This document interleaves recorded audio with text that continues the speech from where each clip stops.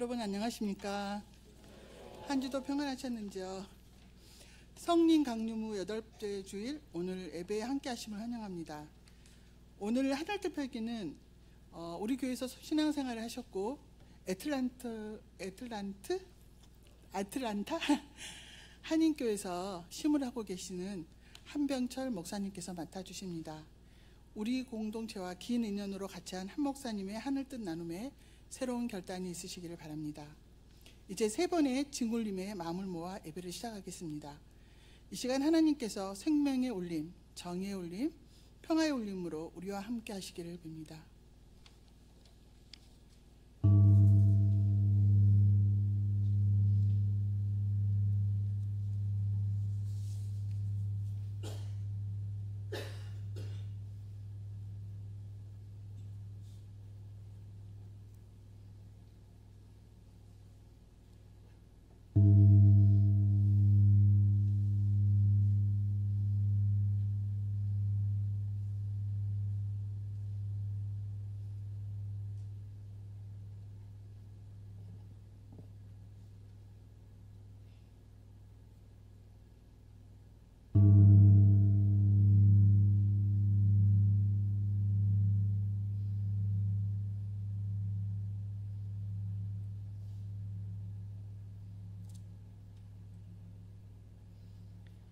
하나님께서 무엇을 말씀하시든지 내가 듣겠습니다. 주님께서 우리에게 평화를 약속하실 것입니다. 주님께서는 주님의 백성, 주님의 성도들이 망령된 대로 돌아가지 않는다면 진정으로 평화를 주실 것입니다. 참으로 주님의 구원은 주님을 경외하는 사람에게 가까이 있으니 주님의 영광이 우리 땅에 깃들 것입니다. 사랑과 진실이 만나고 정의는 평화와 서로 입을 맞춘다. 진실이 땅에서 돋아나고 정의는 하늘에서 굽어본다. 주님께서 좋은 것을 내려주시니 우리의 땅은 열매를 맺는다. 정의가 주님 앞에 앞서가며 주님께서 가실 길을 닦을 것이다. 아멘.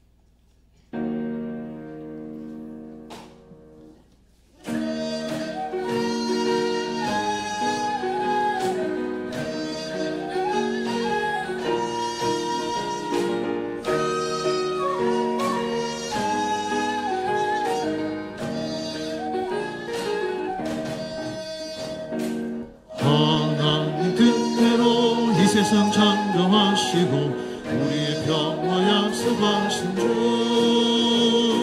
자유와 평화와 사랑의 꿈을 위해서 우리는 모두 기도합니다. 이 세상 모두가 사랑의 마음이라면 우리는 모두 행복하겠네.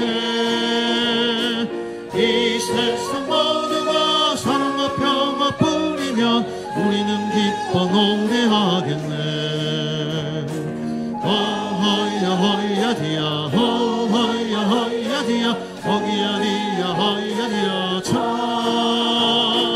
허야 허야 디야 해방을 위해 우리 모두 예수의 길을 걷게 하소서. 하나님 당신의 정의와 사랑 평화는 우리의 가슴 일렁입니다.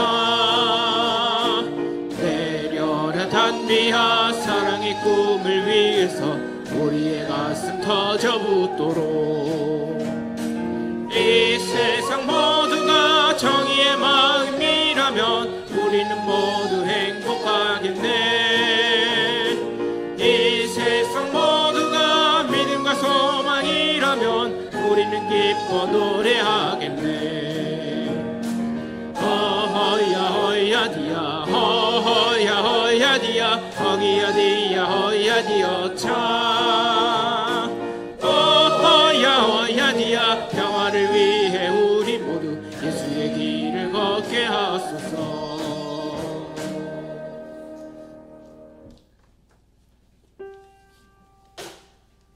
땅에서는 진실이 새순처럼 돋아나고 하늘에서 정의가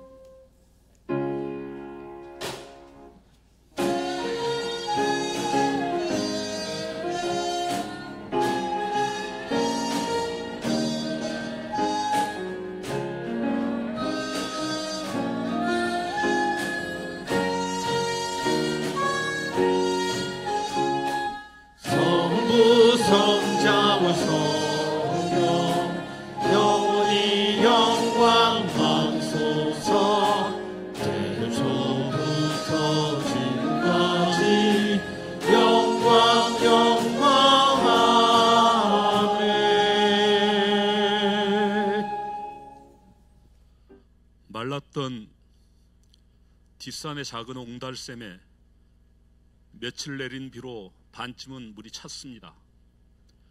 어둡고 낮아 보이는 하늘이 이어지고 비구름을 뚫고 햇살 드러내면 가을날 도토리 품을 상수리나무의 녹음 짙음이 확연해집니다. 자연의 변화에 감탄하며 우주의 신비와 저희들의 삶에 연관된 사람들과 꿈틀거리고 펄떡이는 무생명에 감사하고 만물의 질서를 주관하시는 당신께 경이로움을 느낍니다. 지난 한 주간도 당신의 은혜 속에서 살면서도 은혜를 깨닫고 감사하기보다는 매 순간 또 다른 욕구에 탐닉해 흐트러진 삶을 살았습니다. 주님, 부족함을 용서해 주옵소서. 이 시간 공동체에 사랑하는 이들이 온라인과 예배당에 모여 당신을 찬양하며 함께 예배드릴 수 있음을 깊이 감사드립니다. 정처의 다짐과 계획을 되새김에 목표와 과정을 정리해 보려 하지만 가물거린 기억이 채 정리도 되기 전에 한 해의 절반이 휙 지나가고 이제 벌써 방학과 휴가가 시작됩니다. 무한학습의 경쟁과 노동의 무게에 눌렸던 삶, 문명의 이기에 탐닉하고 자본과 그 유사한 무엇을 얻기 위해 전념하던 쳇바퀴 같은 일상의 흐름을 잠시 내려놓고 풀숲에서 들리는 매미와 새들의 협연을 듣고 바람에 살랑이는 나뭇잎들의 환대의 손짓에 고마움도 느껴보고 수천 년을 묵묵히 지켜온 건너편 산 능선을 바라보며 타인을 위해 노래하고 환대하며 세월을 버텨내는 자연의 섭리를 배울 수 있기를 기도합니다. 우리들 중 다수는 한여름 쉼을 계획할 수 있지만 또 다른 이들은 폭염과 폭우 속에서도 쉴 새 없이 일해야 합니다. 농부와 택배 노동자와 비합법 체류 외국인 노동자들이 그렇습니다. 폭우 속에 배달하던 택배 노동자들의 죽음과 배터리 공장에서 안타까운 일을 겪고도 시신은 있으나 신원을 며칠 동안 확인하지 못했던 일은 우리 시대의 아픔이 고스란히 드러난 사건들입니다. 신자유주의라고 불리는 현 자본주의는 노동자에 부여된 인간과 노동의 존엄성은 외면한 채 소비자의 만족을 위해 질 좋은 재화나 서비스를 제공하는 것이 우선 강조되고 자본의 효율적 증식을 위해서는 노동의 위험이 방치되는 것, 이것이 우리 사회의 암묵적 합의입니다. 대기업의 위협은 중소기업으로, 정규직의 위험은 비정규직으로, 내국인의 위험은 외국인 노동자로, 이제는 더해 비합법 체류 외국인 노동자로 이전됩니다. 체류 신분을 빌미로 고강도, 고위험 노동이 강요되고 열악한 주거에 저임금이 지급됩니다. 당신께서는 낯선 이를 환대하라 하셨지만 저희는 편익에 취해 침묵했고 사회구조는 약한 이들, 낯선 이들을 억압합니다. 저희가 더 주의하고 경계하는 삶을 살 수 있기를 기도합니다. 무속인 천공과 극우 기독교인들의 연대로 통치자로 선출된 자, 최상병이 순직한 지 1년이 다가오지만 죽음에 이르게 한 과정은 일부만이 밝혀진 채 대부분은 가려져 있습니다. 일반적인 국가기구라면 진실을 밝히기 위해 일을 하지만 작금의 국가기구들은 전력을 다해 진상을 감추고 거짓에 거짓을 더하고 있습니다. 당신의 정의가 이 땅에 내려 진실이 밝혀지고 책임을 물을 수 있기를 간절히 기도합니다. 팔레스타인의 난민들이 피해 있던 학교에 이스라엘 폭격이 지난주에도 이어졌습니다. 어린이와 노약자 수십 명이 죽었고 또 죽어가지만 만행을 멈추지 않고 있습니다. 하지만 국제사회에서 바이든의 기억력에 관한 논쟁은 주요 이슈가 되지만 팔레스타인의 평범한 시민들의 죽음은 외면되고 있습니다. 주님, 요르단강에서 지중해까지 팔레스타인의 평화 있기를 기도합니다. 향림 교육부 여러 부서와 청년들과 희나무 수련회 일정이 잡혀 준비 중에 있습니다. 청빙위원회와 미래선교위, 모군이, 재직회 당회 등 교회 내 제반 기구들이 충실하게 각자의 역할을 수행해 나가도록 주님 살펴주시고 또 교회 안팎에서 수고하는 각각의 부서와 신도의 소모임 등을 지켜주옵소서. 교회 창립 70년을 이어온 선배들을 위해 기도합니다. 숱한 어려움을 눈물과 땀과 기도로 이어온 선배들이 건강의 문제로 힘들어하십니다. 후배들이 지친 선배들의 손 굳게 잡고 돌봄과 연대로 교회의 지속이 이어질 수 있도록 저희들이 함께 노력할 수 있기를 기도합니다. 새날을 계획해가는 어린 후배들의 무거운 삶의 현실을 염려합니다. 주님, 그들을 살펴 동행해 주옵소서. 몸이 아픈 교우들 가슴 속으로 한 분 한 분의 이름을 기억해 봅니다.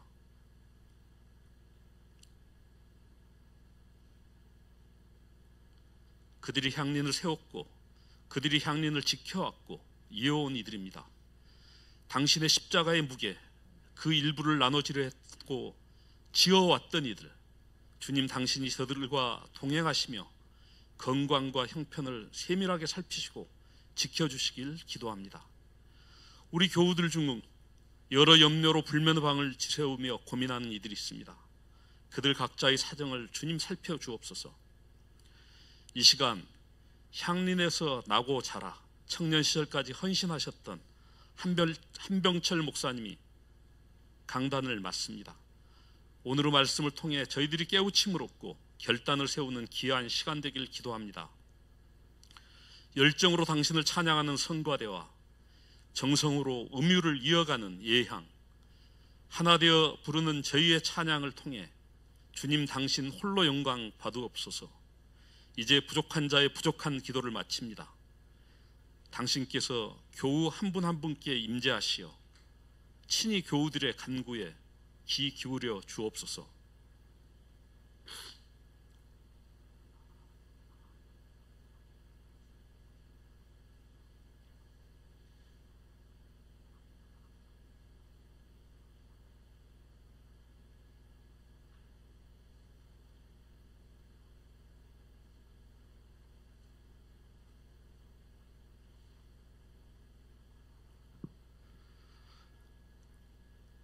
정의, 평화, 생명을 지키시는 예수님 이름으로 기도합니다.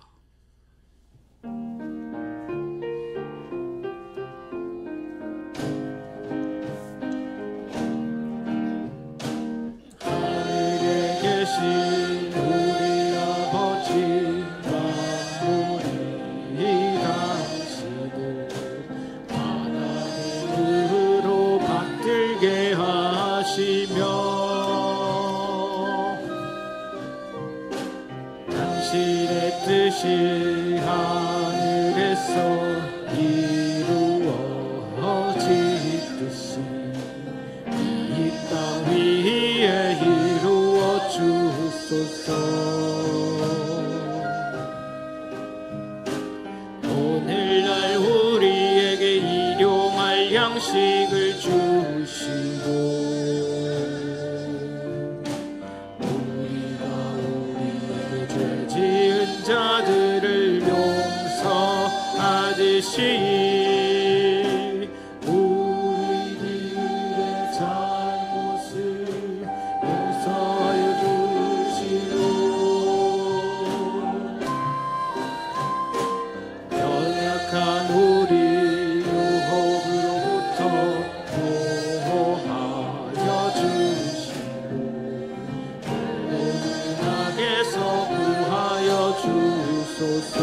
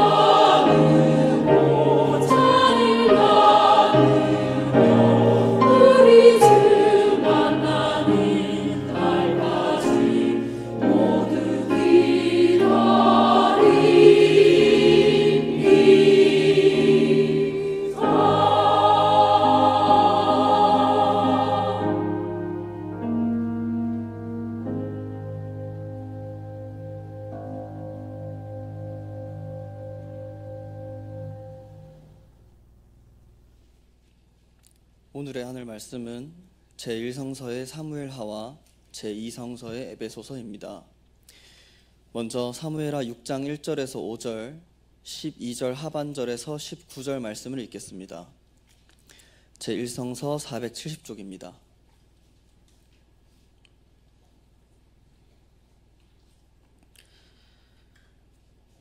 다윗이 다시 이스라엘에서 정병 3만 명을 징집하여서 그들을 모두 이끌고 유다의 바알라로 올라갔다. 거기에서 하나님의 궤를 옮겨올 생각이었다. 그 궤는 그룹들 위에 앉아 계신 만군의 주님의 이름으로 부르는 궤였다. 그들이 언덕 위에 있는 아비나답의 집에서 하나님의 궤를 꺼내서 새 수레에 싣고 나올 때에 아비나답의 두 아들 우사와 아이오가 그 새 수레를 몰았다. 그들이 산에 있는 아비나답의 집에서 하나님의 궤를 싣고 나올 때에 아이오는 궤 앞에서 걸었고 다윗과 이스라엘의 모든 가문은 온 힘을 다하여서 잣나무로 만든 온갖 악기와 수금과 검은 고를 타며 소구와 꽹과리와 심벌즈를 치면서 주님 앞에서 기뻐하였다. 그리하여 다윗은 기쁜 마음으로 가서 하나님의 궤를 오베데돔의 집에서 다윗 성으로 가지고 올라왔다. 궤를 옮길 때에 그는 큰 축제를 벌였다. 다윗은 주님의 궤를 맨 사람들이 6걸음을 옮겼을 때에 행렬을 멈추게 하고 소와 살진 양을 제물로 잡아서 바쳤다. 그리고 다윗은 모시로 만든 에봇만을 거치고 주님 앞에서 온 힘을 다하여 힘차게 춤을 추었다. 다윗과 온 이스라엘 가문은 환호성을 올리고 나팔 소리가 우렁찬 가운데 주님의 궤를 옮겨왔다. 주님의 궤가 다윗 성으로 들어올 때에 사울의 딸 미갈이 창밖을 내다보다가 다윗 왕이 주님 앞에서 뛰면서 춤을 추는 것을 보고 마음속으로 그를 업신여겼다. 그들이 주님의 궤를 들어다가 다윗이 궤를 두려고 쳐놓은 장막 안 제자리에 옮겨 놓았을 때에 다윗이 주님 앞에 번제와 화목제를 드렸다. 다윗은 번제와 화목제를 드리고 나서 만군의 주님의 이름으로 백성에게 복을 빌어주고 그곳에 모인 온 이스라엘 백성에게 남녀를 가리지 않고 각 사람에게 빵 한 덩이와 고기 한 점과 건포도 과자 한 개씩을 나누어 주었다. 그런 다음에 온 백성이 각각 자기들의 집으로 돌아갔다. 이어서 에베소서 1장 3절에서 14절 말씀을 읽겠습니다. 제2성서 330쪽입니다.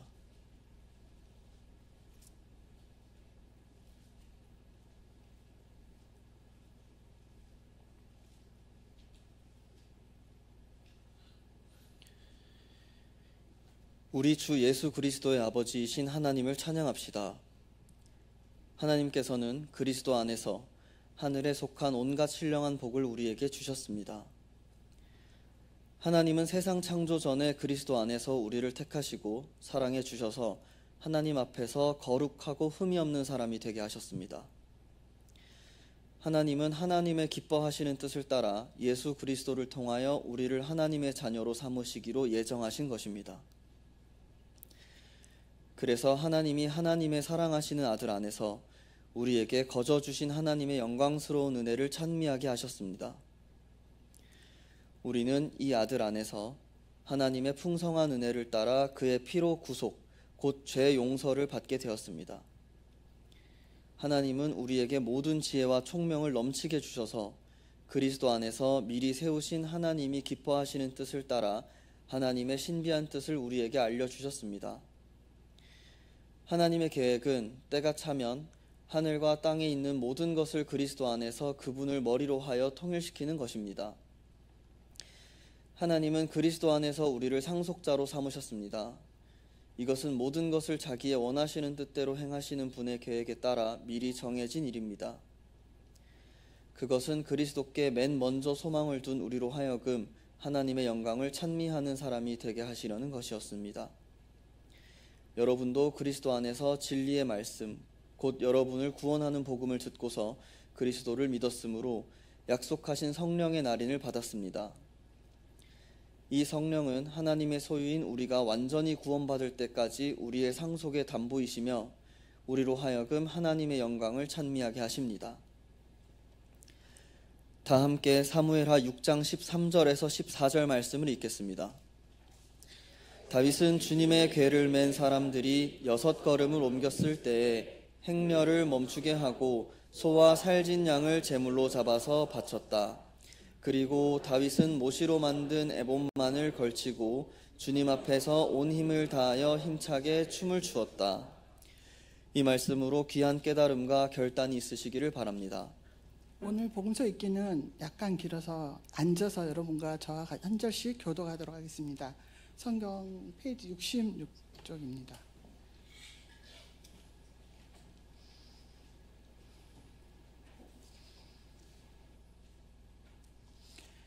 예수의 이름이 널리 알려지니 헤롯 왕이 그 소문을 들었다. 사람들은 말하기를 세례자 요한이 죽은 사람들 가운데 살아났다. 그 때문에 그가 이런 놀라운 능력을 발휘하는 것이다 하고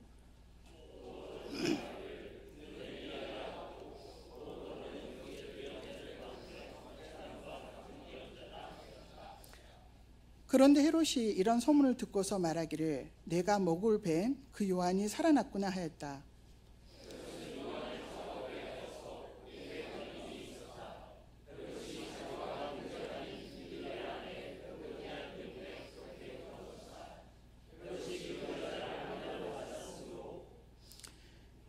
요한이 헤롯에게 형제의 아내를 차지하는 것은 옳지 않다고 말해왔기 때문이다.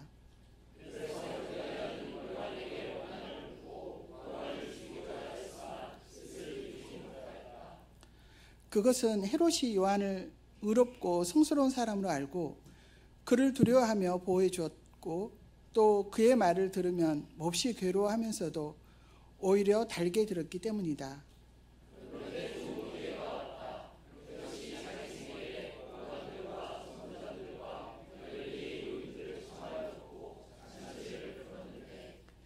헤로디아의 딸이 춤을 추어서 헤롯과 그 자리에 앉아있는 사람들을 즐겁게 해주었다. 왕이 소녀에게 말하기를 내 소원을 말해보아라. 내가 들어주마.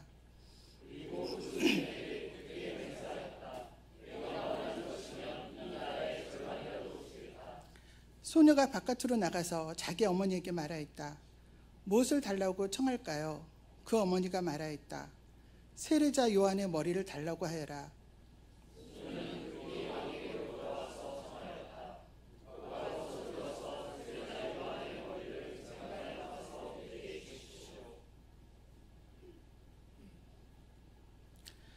왕은 마음이 몹시 괴로웠지만 맹세한 것과 거기에 함께 앉아있는 사람들 때문에 소녀가 달라는 것을 거절할 수 없었다.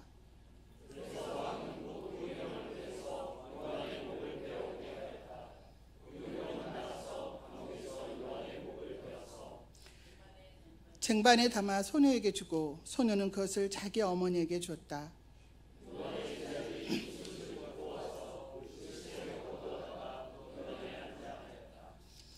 이는 주님의 말씀입니다.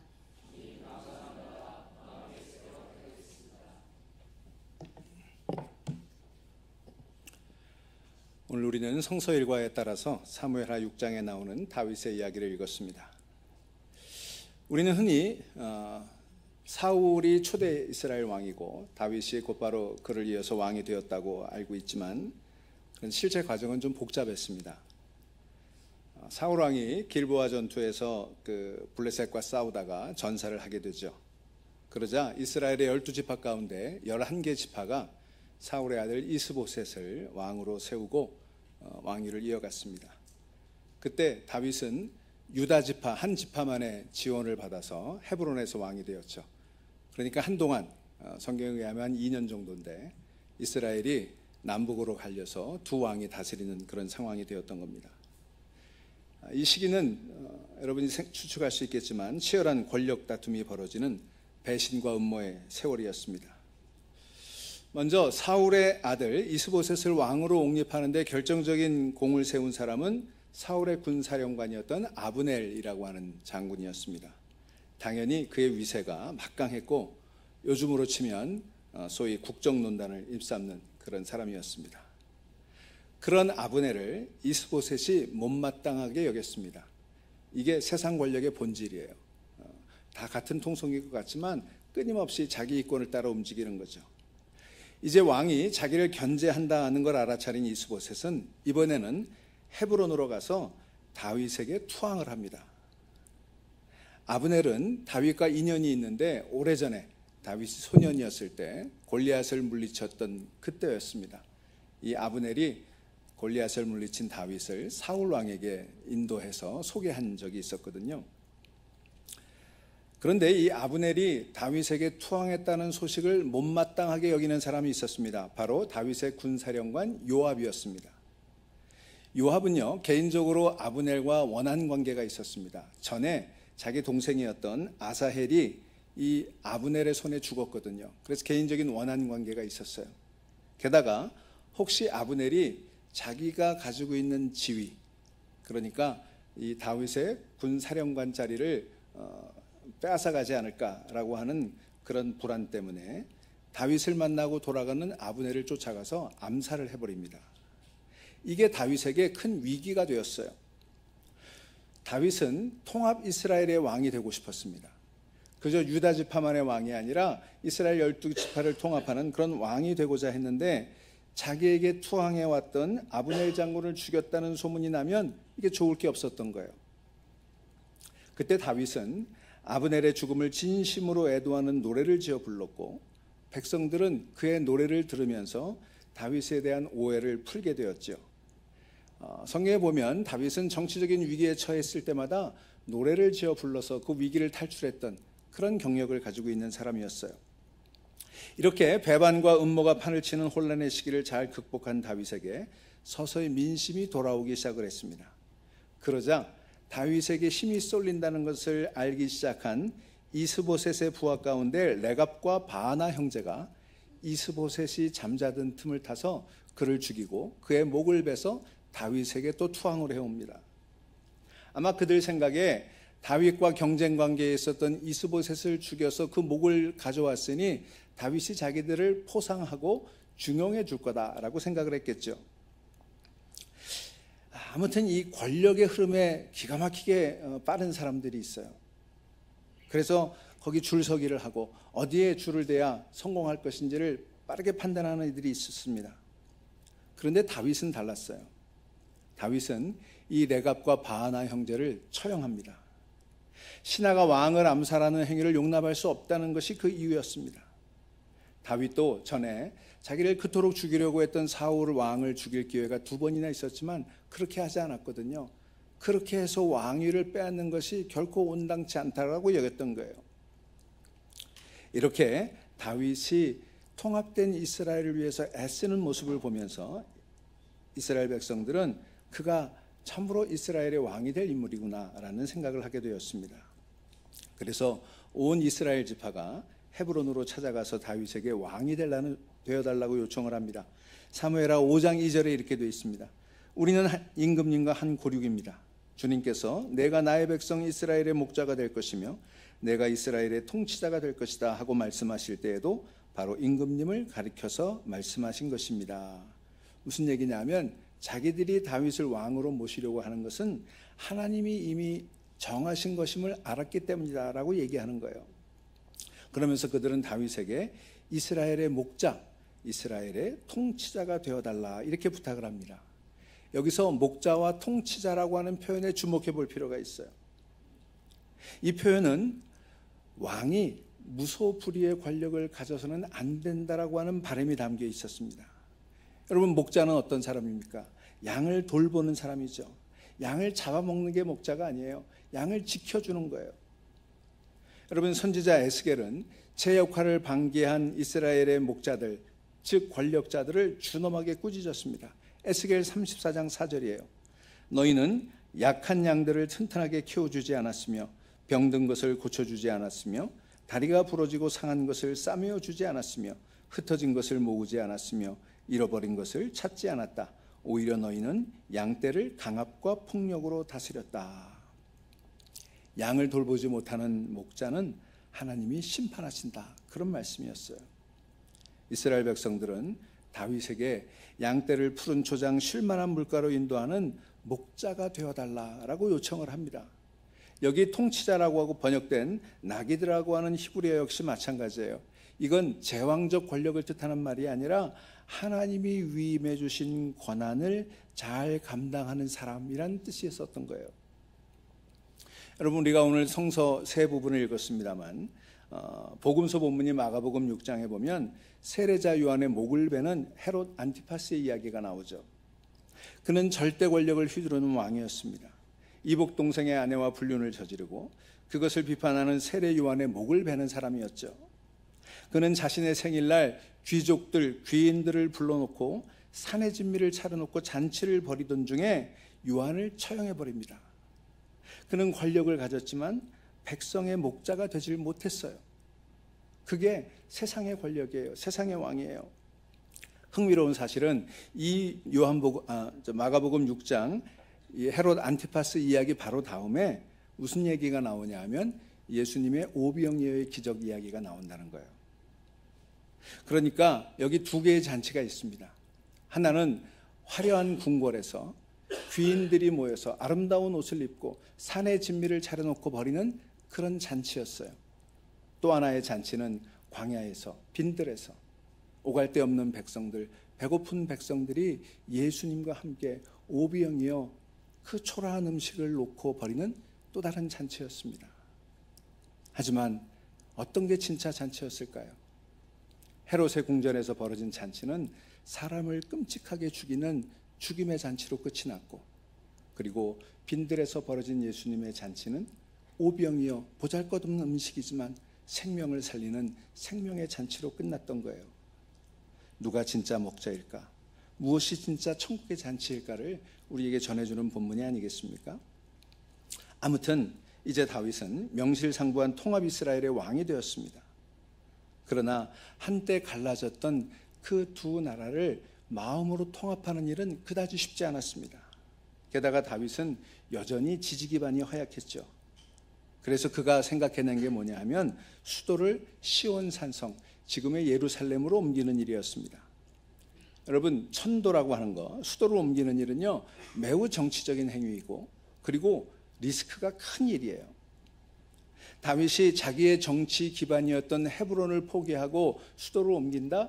이건 위험천만한 일이었습니다. 하지만 그는 그렇게 해서라도 나머지 11개 지파의 마음을 얻고 싶었던 거예요. 그렇다고 자기 기반에서 너무 멀리 떨어지는 것은 위험하니까 그래서 찾은 장소가 이 시온 산성 예루살렘이었죠. 이렇게 다윗은 탁월한 정치력을 보여가면서 민심을 수습하고 그리고 이런저런 정치적인 위험 요소들을 제거하면서 시온 산성을 권히 세워서 그 외적의 침입에 대비하고 또 혼인 정책을 통해서 예루살렘 호족들을 자기 편으로 만들어가는 이런 통합의 정치를 이루어갑니다. 그리고 이스라엘과 오랫동안 적대 관계에 있었던 블레셋과의 전투에서 대승을 거둠으로써 하나님의 택함을 받은 왕으로서의 자리를 굳건히 세워갔죠. 우리가 생각할 때 이 정도면 됐다 싶은데 그는 여전히 불안했어요. 남북을 아우르는 한 나라의 임금이 되기는 했지만 아직도 사울 왕을 그리워하는 그런 북쪽 사람들의 마음까지는 다 얻지 못했다, 이렇게 판단을 했던 거죠. 그래서 그에게 뭔가 획기적인 게 필요했어요. 그렇게 생각해낸 게 바로 하나님의 언약궤였습니다. 이 하나님의 언약궤 속에는 모세에게 주셨던 십계명 돌판이 들어있었어요. 이 언약궤는 오래전에 블레셋과의 싸움에서 빼앗겼다가 다시 찾은 후에 기랏 여아림에 있는 아비나답이라고 하는 사람의 집에 방치되어 있었습니다. 그러니까 외곽에 방치되어 있었던 거예요. 언약궤는 출애굽 사건을 상기시키는 그런 궤죠. 또 함께 하시는 하나님에 대한 상징이었어요. 다윗은 생각했습니다. 그래, 하나님의 궤를 모셔오자. 그러면 백성들의 마음도 내게 돌아오겠지. 이렇게 생각해서 그는 하나님의 궤를 예루살렘으로 모셔올 궁리를 하기 시작을 합니다. 그리고는 행사를 대대적으로 치르죠. 거창한 이벤트를 만들기로 작정을 한 거예요. 오늘 본문에 보면 그는 정병 3만 명과 함께 하나님의 궤가 모셔져 있는 아비나답의 집으로 찾아갑니다. 여러분, 하나님의 궤를 모시는 일 중요한 일이죠. 그런데 과연 군대가 3만 명씩 필요한 일이었을까요? 그게 문제였어요. 다윗은 지금 정치적 이벤트를 하고 싶었던 거예요. 사람들에게 보여줄 거리를 만들었던 거예요. 하나님의 언약궤는 단지 수단이었고 그 배후에는 정치적인 계산이 들어있었던 거죠. 처음에는 모든 일이 순조로운 듯 보였습니다. 화려한 복장을 한 3만 명의 군대와 악기를 다룰 줄 아는 사람들이 각종 악기를 연주하며 행진하는 그 광경을 여러분 한번 떠올려 보세요. 그 대단한 구경거리를 위해 수많은 사람들이 몰려들었습니다.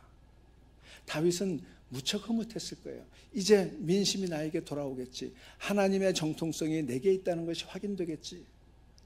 그런데 갑자기 예기치 않은 사건이 벌어집니다.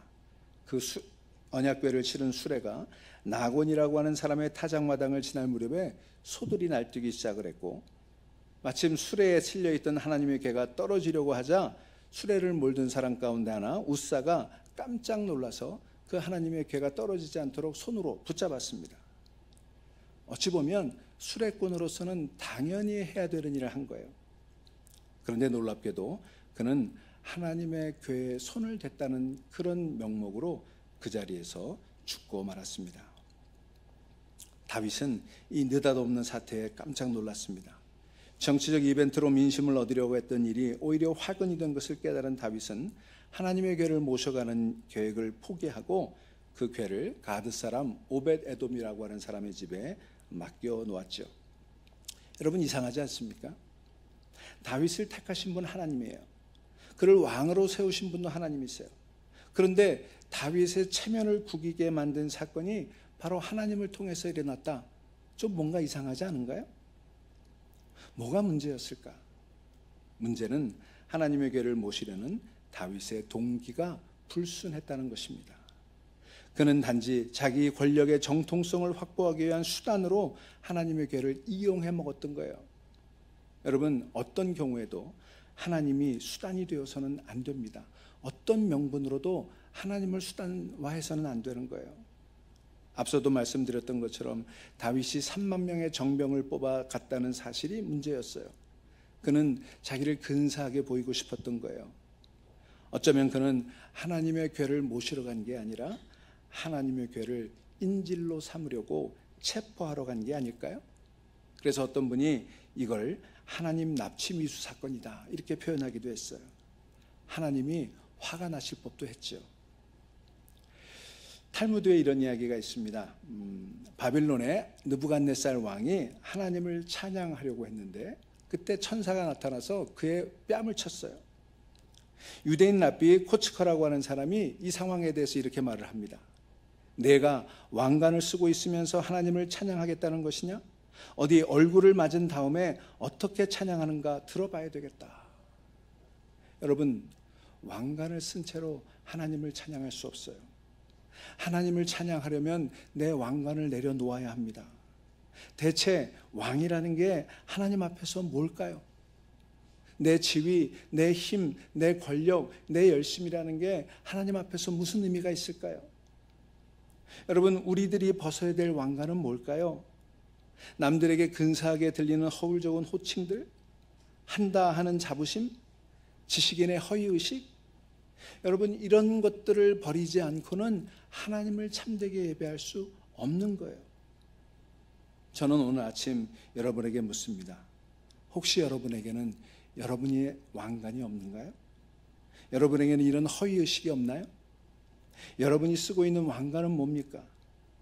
담임 목사를 새로 청빙하는 과정에서 향림교회는 스스로 쓰고 있는 왕관이 무엇인지를 돌아봐야 하지 않을까요? 여러분, 제가 미국에서 목회하는데, 제가 목회하는 교단 PCUSA 미국 장로교회는 인터림 패스터라는 게 있어요. 이게 뭐냐 하면 목회자가 은퇴 또는 사임을 하게 되면 곧바로 후임자를 청빙하는 게 아니라 임시 목사, 인터림 목사를 청빙을 합니다. 인터림 목사는 임기가 1년이고 한 번 연장할 수 있어요. 그러니까 최대 2년까지 목회할 수 있는데 절대로 그 교회의 담임 목사는 될 수 없습니다. 그러니까 그 과도기를 목회하는 목회자예요. 이걸 전문적으로 훈련받아서 인터림 목사를 합니다. 이 인터림 목사가 하는 일이 뭐냐 하면 교회를 초기화하는 거예요. 리셋하는 거죠.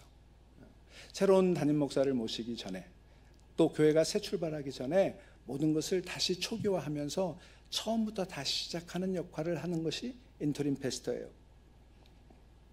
그래서 인터림 패스터를 모신 교회는 새 목사를 청빙하면서 맨 먼저 뭘 하냐? 자기 성찰을 합니다. 우리 교회는 어떤 교회인가? 우리 교회는 어떤 역사를 거쳐왔나? 지금 어떤 상태에 있나? 어떤 문제를 가지고 있고 어떤 지향을 가지고 있는가?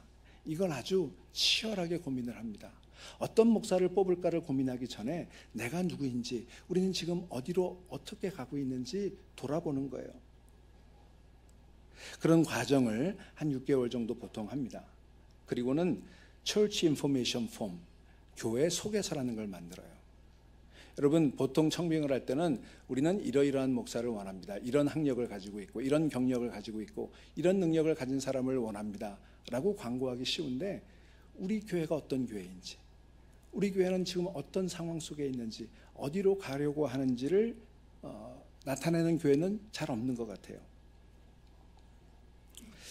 여러분, 대부분 목회자 청빙 광고를 보면 천편일률적입니다. 설교를 잘해야 되고, 교인들을 온화하게 돌봐야 되고, 행정을 철저히 잘할 수 있어야 되고, 뭐 여러 가지가 있습니다. 얼마나 까다로운지 몰라요. 제가 가만히 보면 예수님이 오셔도 청빙을 통과하기가 어려울 거예요. 하지만 자기 교회가 어떤 교회인지, 지금 어떤 문제를 앓고 있는지, 어떤 상황 속에 있는지를 드러내는 교회는 잘 없어요. 전에 제가 미국에서도 이렇게 교민 신문들 또 보면 한인교회 목회자 청빙 광고가 나와요.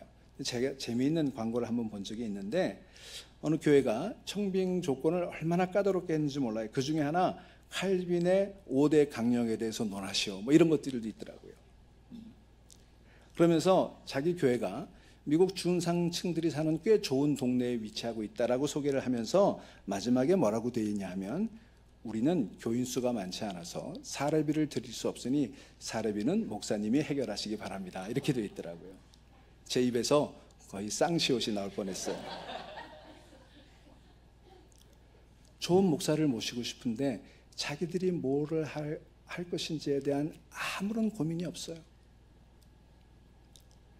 제가 15년 전에 지금 심우하는 애틀랜타 중앙교회로 부임을 했는데, 그때 실은 시카고에 있는 한 교회에도 청빙 얘기가 오고 가고 있었습니다. 사실은 그 교회가 훨씬 더 조건이 좋은 교회였어요.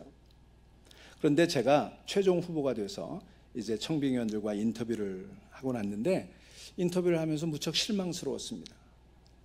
청빙위원들이 겸손하게 목회자를 청빙해갔다는 그런 마음이 없었어요. 오히려 그 교회의 화려한 과거를 생각하면서 좋은 목사가 와서 우리의 영화로웠던 과거를 되돌려주기를 기대하는 그런 이야기들만 쏟아놓았습니다. 마치 교회의 부흥, 교회의 성장, 교회의 발전이라는 것이 그저 목회자의 손에 달린 것처럼 그렇게 얘기하는 거였어요. 마음이 불편했습니다. 그래서 돌아와서 기도하고 고민한 끝에 청빙위원장에 전화를 했습니다. 죄송하지만 제가 청빙을 철회하겠습니다.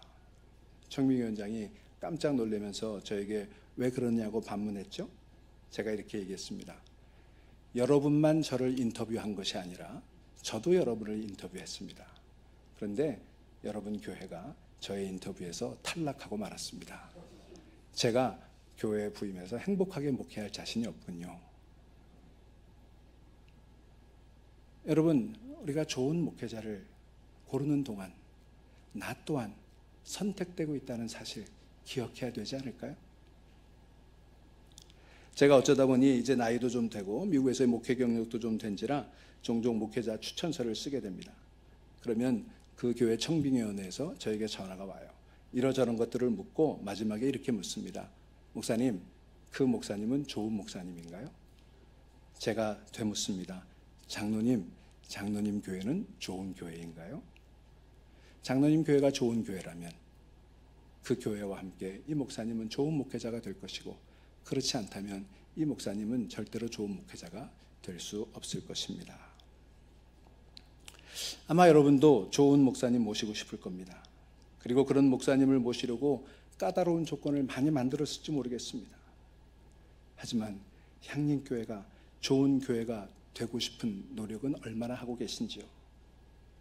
혹시 여러분 외람되지만 여러분은 향림이라고 하는 이름을 왕관처럼 쓰고 있지는 않은가요?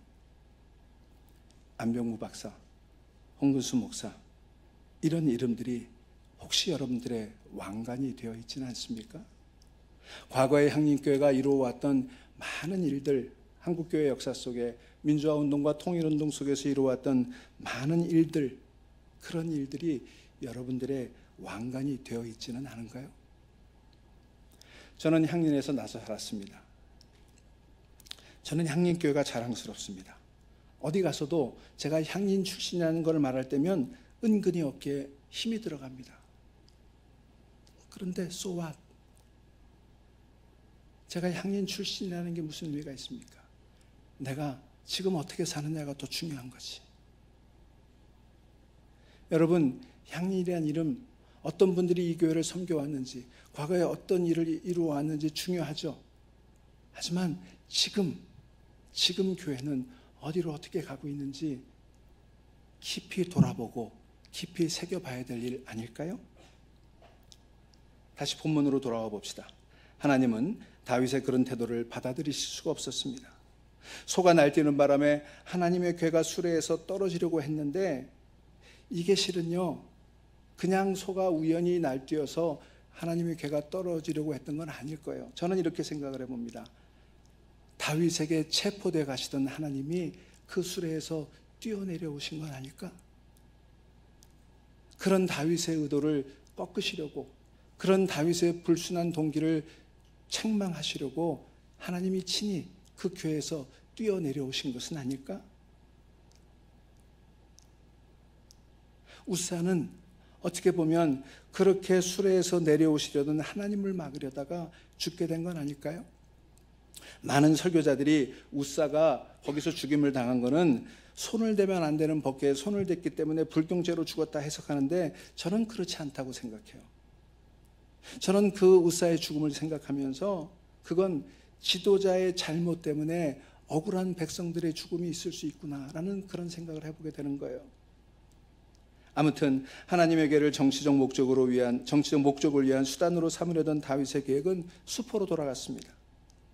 얼마 후에 다윗은 하나님이 오벳에돔의 집에 복을 주셨다는 소식을 듣고, 그리고 하나님의 계를 다시 모셔와야 되겠다 마음 먹고 오벳에돔의 집으로 찾아갑니다.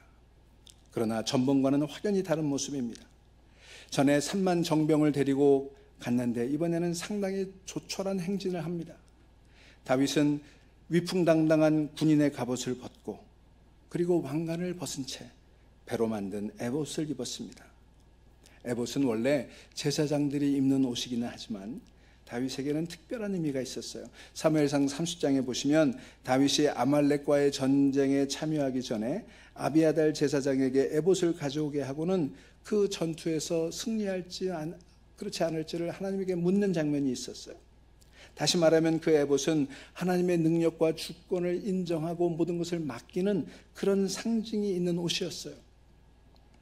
다윗은 왕관과 화려한 예복을 벗고 에봇을 입고 그리고 그 궤를 어깨에 짊어진 사람들이 6걸음을 옮겼을 때마다 소와 살찐 송아지를 잡으며 자기의 죄를 용서해달라고 속죄의 제사를 올립니다. 하나님 앞에서 자기가 작은 존재이고 자기가 허물이 많은 존재임을 고백하는 행위였지요. 그러면서 그는 여호와 앞에서 춤을 추었습니다. 성경은 그가 힘을 다해 춤을 추었다라고 말합니다. 격식에 맞는 춤은 아니었겠죠. 그저 마음의 움직임에 자기를 맡기고 온몸으로 추는 춤이었습니다. 남을 의식하며 추는 춤이 아니었습니다. 그저 하나님을 기쁘시게 하고는 그런 춤이었어요. 왕이라는 자의식 다 내려놓고 하나님 앞에서 어린아이가 되는 그런 춤이었습니다. 그는 하나님을 불순한 목적으로 이용하려다가 하나님의 내침을 받았던 경험이 있기에 하나님을 다시 모시는 기쁨을 줄체할 수가 없었습니다. 그렇게 춤추는 다윗을 아내 미갈이 업신여겼지요. 그것을 책망하는 미갈에게 다윗이 한 말이 무엇입니까? 이는 여호와 앞에서 한 것이니라 내가 여호와 앞에서 뛰놀리라. 다윗은요 마침내 자기 자리를 찾았어요. 여호와 앞. 그가 있어야 할 자리는 바로 여호와 앞이었습니다. 왕좌가 아니었습니다. 오늘 우리가 읽은 또 하나의 성경 일과인 에베소서 1장에 보면 바울이 에베소의 교인들에게 편지하면서 반복해서 하는 표현이 있어요. 엔 크리스토, 그리스도 안에서라는 표현이에요. 여기 1절에 보면 편지를 받는 수신인을 에베소에 있는 성도들과 그리스도 예수 안에 있는 신실한 자들 이렇게 얘기했습니다. 엔 에페소, 엔 크리스토. 수신인이 둘이라는 말이 아니에요. 엔 에페소, 에베소에 있는 성도들은 저들의 삶의 지리적 공간이에요. 물리적 공간이에요. 그리고 엔 크리스토, 그리스도 안에 있는 자들이란 말은 저들의 삶의 자세, 삶의 의미와 목적을 의미하는 것이었습니다. 여러분, 우리는 이 세상에 살지만 그러나 이 세상의 가치와 이 세상의 목적에 동화되지 않고 예수 그리스도 안에서 새로운 가치, 새로운 의미를 가지며 살아가는 신자가 아니겠습니까? 그 신자의 자리는 늘 엔 크리스도, 이 세상이 아니라 예수 그리스도 아니라는 거예요. 하나님 앞이라는 거예요. 다윗은 다시 하나님 앞에 섰습니다. 왕관을 내려놓았습니다. 다윗은 하나님의 궤를 자기 성에 모시고 나서 번제와 화목제를 바쳐 감사의 마음을 표현합니다. 그리고 만군의 여호와의 이름으로 백성들을 축복했어요. 여러분, 하나님을 진정으로 모신 사람은 누가 시키지 않아도 다른 이들을 축복하며 삽니다. 자기 속에 기쁨의 샘이 있는 사람은 다른 이에게 그 기쁨의 샘을 나눠주도록 돼 있어요. 내면의 평화가 깃든 사람만이 다른 이를 평화의 길로 인도할 수 있는 거죠. 왕관을 벗고 에봇을 입은 다윗, 비로소 자기 자리를 찾았습니다. 그때 그는 하나님 앞에서 기쁨의 춤을 추었습니다. 사랑하는 향림교회 여러분, 오늘 아침 여러분에게 부탁합니다. 나를 근사하게 보이려고 하는 마음의 허영을 버리시기 바랍니다. 교만의 갑옷을 벗고 겸손의 새봇을 입으시기를 바랍니다. 뒷짐을 지고 주님을 만날 수 없습니다. 전심전력을 다해야 주님을 맞이할 수 있습니다. 온 힘을 다해 춤을 추었던 다윗처럼 우리도 성령이 인도하시는 대로 사랑과 용서와 화해와 일치의 춤을 추어야 합니다. 권력과 자본이 판을 치는 그 망나니들의 칼부림이 만연한 이 세상 가운데 우리는 하늘의 춤을 추는 백성으로 살아야 하지 않을까요? 여러분, 하나님을 찬양하는 그 노랫소리, 하나님 앞에서 춤을 추는 그 춤이 오늘 이 세상에 가득 채워질 수 있기를 간절히 소망합니다. 근심, 상처, 욕망, 미움, 경쟁심, 허영심, 우리 생을 무겁게 짓누르는 것들을 내려놓고 하나님이 공급하시는 생기를 모시는 그런 이 아침이 되기를 바랍니다. 오늘 본문 에베소서 1장 3절부터 14절, 우리가 읽은 세번역 성경은 여러 개의 문장으로 되어 있습니다만 헬라어 원어로는 202개의 단어가 관계대명사와 분사구문으로 이어진 한 문장이에요. 이게 하나님을 찬양하는 구절인데 사도 바울은 마음속에 솟구쳐오르는 그 감격을 주체할 수 없어서 말을 끊지 못하고 주저리 계속 노래를 불렀던 거예요. 폭포수처럼 쉴 새 없이 202개의 단어로 하나님을 찬양했던 거죠. 여러분, 우리도 하나님 앞에서 주체할 수 없는 기쁨과 감격으로 춤을 출 수 있게 되기를 바랍니다. 왕관을 벗고 겸손하게 주님 앞에 설 수 있게 되기를 바랍니다. 이 향림교회가, 그리고 향림교우들이 왕관을 벗고 주님 앞에 다시 서게 될 때 하나님께서는 참된 목자 보내주셔서 그 목자와 함께 아름다운 교회, 하늘의 춤이 추어지는 교회, 세상에 참된 기쁨을 노래할 수 있는 그런 교회로 행진을 계속해 나가리라 믿습니다.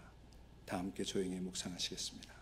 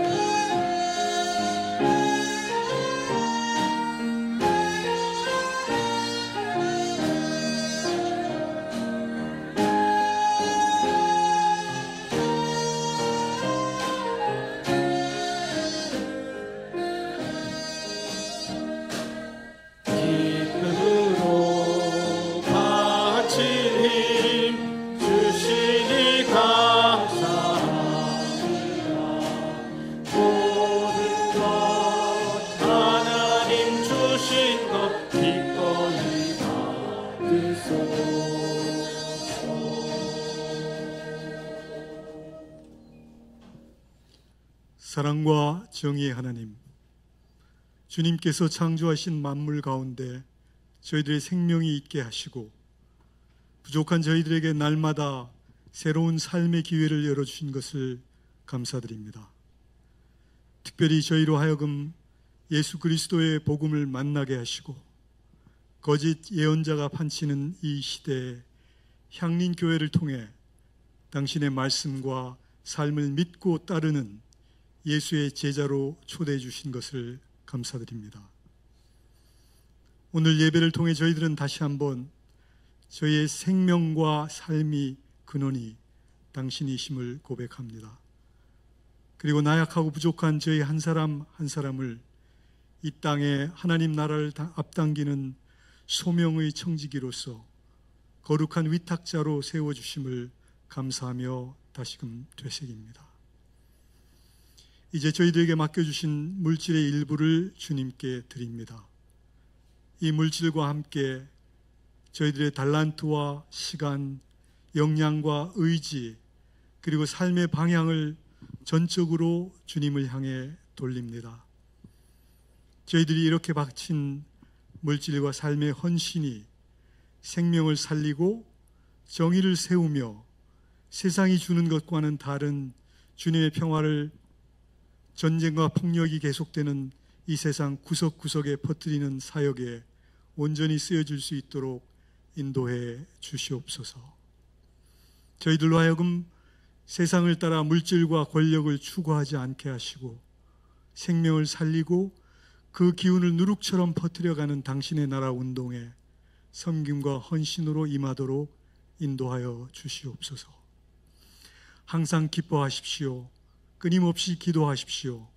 모든 일에 감사하십시오. 이것이 그리스도 예수 안에서 여러분에게 바라시는 하나님의 뜻입니다 라고 한 사도 바울의 권면처럼 범사에 감사할 뿐만 아니라 고통과 슬픔 중에도 감사할 수 있는 믿음을 주시고 저희들 각자가 져야 할 십자가를 감사함으로 지며 날마다 당신을 우러르며 찬양한 삶을 쉼 없이 일구어갈 수 있도록 저희를 인도하여 주옵소서. 하나님의 영광을 위해 온몸을 바치신 예수 그리스도의 이름으로 감사하며 기도합니다. 아멘.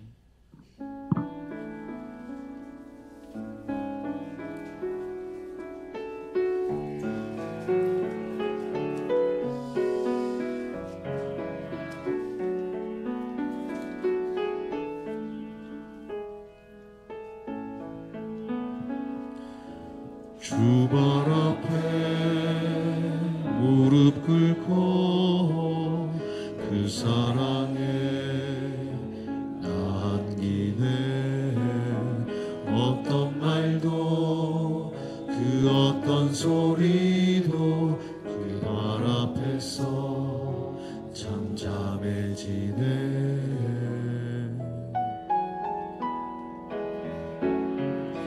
주 나의 사랑 그 발 앞에 앉아 내 모든 기도는 사랑의 노래가 되네.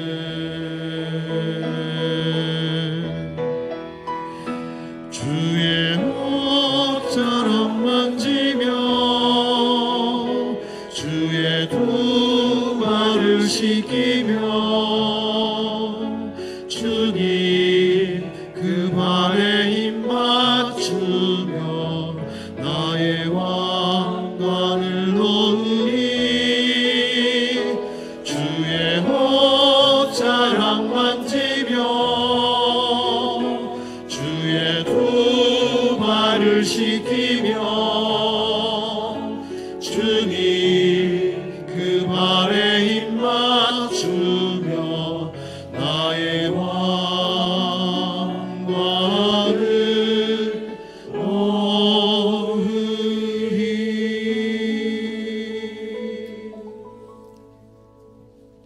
사랑하는 형제자매 여러분, 세상으로 평안히 가십시오.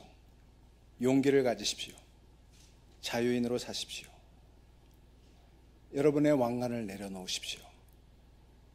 그리고 거룩한 베옷을 입고 이 세상 가운데 평화의 춤을 추고 평화의 노래를 부르십시오. 이 소명을 붙들고 여러분의 삶의 자리에서 최선을 다해 살아가는 한 주간이 되기를 바랍니다. 이제 다 함께 축복의 기도를 나눕니다. 주 예수 그리스도의 은총과 하나님의 사랑과 성령께서 이루어 주시는 친교가 우리 가운데 영원토록 함께 있기를 주님의 이름으로 축원합니다. 아멘.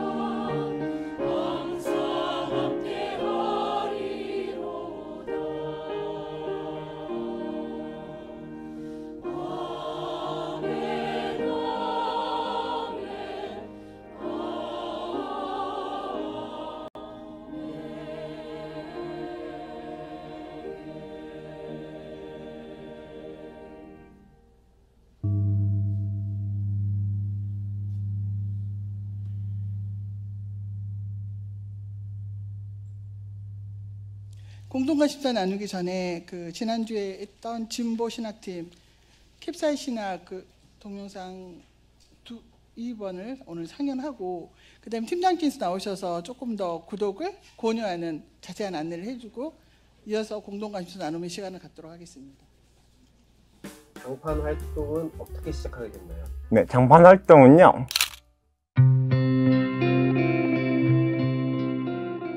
네, 안녕하세요. 저는 전국 장애인 차별집회연대에서 활동하는 유진우입니다.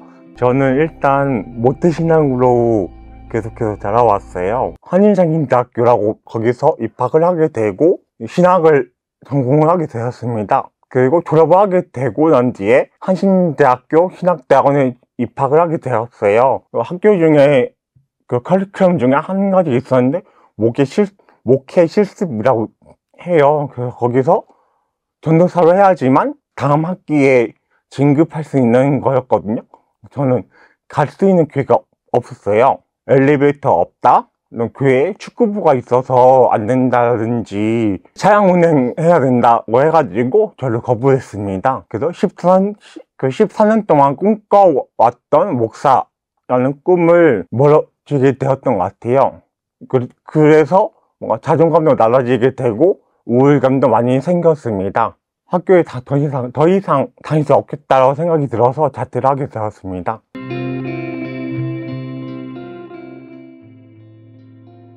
네, 장판 활동은요, 자퇴하고 나서부터 직후로 바로 그 고향인 군산에 내려가게 되어가지고 공무원 준비를 했습니다. 공부를 했었죠. 한 3개월 동안 공부하다가 그 전국장애인 차별집회연대 활동가가 같이 함께 활동해보자 라고 해서 한번 생각해보겠다고 하고 3월 달에 면접을 보고 4월 달부터 활동을 하게 되었습니다. 장판은 이미 장애라는 것을 알고 있고 이미 거기에 속해 있는 당사자가 몇천 명이 되다 보니까 숨기지 않아도 되고 너는 장애인이라서 안 돼라기보다 장애가 돼라고 많이 하더라고요. 근데 교회는 장애인은 안 돼라는 게 많이 있었고요. 그러다 보니까 장판은 장애인이라서 돼라는 명제가 성립이 되는 공간이었습니다. 장판에서 항상 얘기하는 말이 있어요. 누구도 배제되지 않는 세상을 원한다라고 하거든요. 뭐 여성이든 장애인이든 성소수자든 임차인이든 노동자든 상관없이 자기의 정체성이 무엇인지 간에 상관없이 이 사회에서는 배제돼서는 안 된다고 생각을 해요. 장애인 차별집회 세상 이런 세상 아닐까 싶습니다. 뭐 동물이라고 해서 착취당하는 세상이 아니고 여성이라고 해서 임금차별 받지 않는 세상, 성소수자라고 혐오받지 않는 세상, 노동자라고 해서 해고당하지 않는 세상, 장애인이라고 해서 장애인 거주시설이 아닌 지역사회에서 함께 살아갈 수 있는 권리인 세상을 만들고 싶습니다. 나와서 설명해 주시기로 했는데, 예. 다음 주에 하는 거, 설명하실 건가요? 네, 나오세요.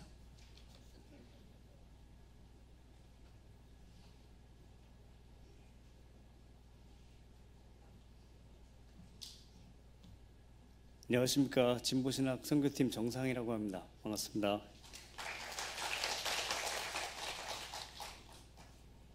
캡사이 신학은 진보적 기독교인들이 관심을 가지고 볼 수 있는 그러한 콘텐츠들을 제작을 해서 유튜브에 올리고 있습니다. 유튜브는 구독자와 시청자가 남기는 좋아요, 댓글, 알림, 구독, 약칭이 있는데요. 이 자리에서 발음하기가 좀 어감이 좀 좋진 않아서 그 부분은 생략하도록 하겠습니다. 조떼꾸알이라고요. 네. 좋아요, 댓글, 구독, 알림 설정입니다. 네. 이러한 4가지 행위들이 유튜브 채널이 성장하는데 매우 큰 힘이 되고 있습니다. 그래서 이제 막 걸음마를 뗀 캡사이 신학도 도약을 위해서 향민교 분들을 구독자로 모시기 위한 이벤트를 진행하고 있습니다. 그 주보 뒷면 참고하시면 되는데요. 오늘부터 다음 주 일요일까지 그 이벤트를 실시하는데요.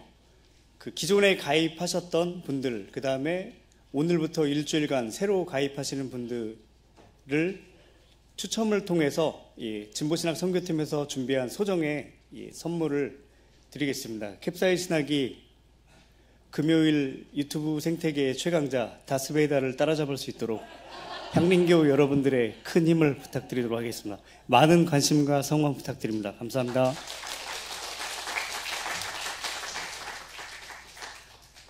오늘 먼 길 마다않고 우리 초청에 임하셔서 하늘 뜻을 펴주신 한병철 목사님께 다시 한번 감사를 전하도록 하겠습니다. 감사합니다.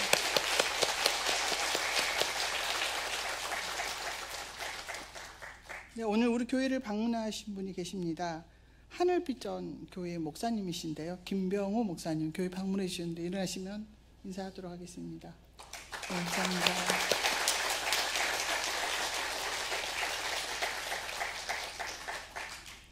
네, 오늘 일정을 안내하도록 하겠습니다. 희년 여신도회, 청년 여신도회, 장년 여신도회, 희남 여신도회, 청남 신도회까지 오늘 신도회 올해가 각각 안내된 장소에서 있을 예정입니다. 네, 교육위원회 정기회의도 오늘 1시 30분에 있을 예정이고요. 예, 향림교회 에너지 시스템 교육 지난주에 있어서 이어서 이번 주도 있을 예정입니다. 오늘 찬송과 한지 씌우기 작업은 신도의 모임 끝에 향후실 1층에서 있을 예정이니 많이 참여 부탁드립니다. 오늘 교회 정기당회 2시 30분에 담임 목사실에서 있을 예정입니다. 네, 미래선교위원회 향림국악학교 안내 지난주에 했는데요. 시조와 가곡반은 아직 수강을 신청받고 있습니다. 많은 여러분들 교회 여러분 참석 바랍니다. 신방위원회 신방의 날 계속되고 있고요. 이어서 이번 주 일정을 안내하도록 하겠습니다. 제가 공동감심사 나눔에 대한 피드백을 많이 받고 있습니다. 제발 페이퍼에 있는 거 너 반복해서 읽지 마라. 우리 그냥 헤드라인만 읽어달라. 이런 게 있어서 지금 읽어야 되나 말아야 되나 고민 중인데요. 이번 주 일정 안내 지난주 했던 것들이 대부분이어서 건너뛰어도 될까요? 네. 이후의 일정 안내하도록 하겠습니다. 혹시나 읽기 힘드시면 개인적으로 알려드리도록 하겠습니다. 이후의 일정도 거의 들살이, 그 다음에 수련회 등이 대부분입니다. 정기 목회 운영위원회 7월 28일 있는 거 빼고 들살인데요. 새날 들살이가 저는 눈에 버뜩 띄입니다. 어린이 들살이에 평소에 휴가 가기 전에 특히나 새날 들살이와 더불어 어린이 들살이 우리가 휴가 가기 전에 예전에는 들살이 할 때 어린이 성경학교 할 때는 교회 잔치였잖아요. 그러니까 어르신들이 꼭 한 군데라도 관심을 가져줬으면 좋겠습니다. 4번 소식 생략해도 되겠습니까? 향림교회 생활실천 다짐을 함으로 예배를 모두 마치도록 하겠습니다. 우리는 하나님 나라의 일꾼으로 이 땅에 파송되었음을 믿으며 하나님 나라의 실현을 위해 성서 공부, 기도, 신앙, 신학성기 등 일상의 신앙훈련을 통해 사회선교의 영성을 키운다. 이상으로 예배를 마치도록 하겠습니다. 안녕히 가십시오.